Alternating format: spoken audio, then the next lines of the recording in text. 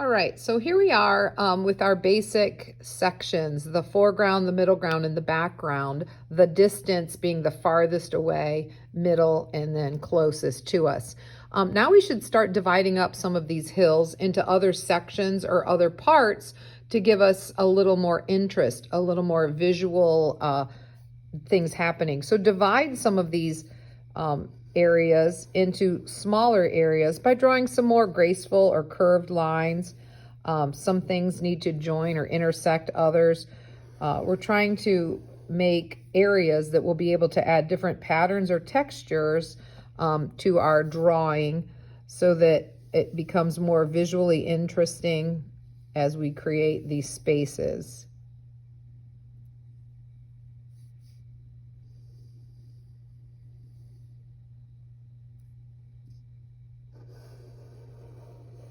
Your lines don't have to exactly match what is given as an example on this paper.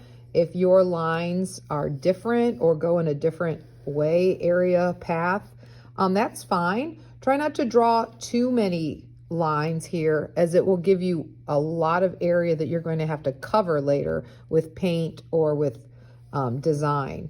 So try to limit the amount that you have.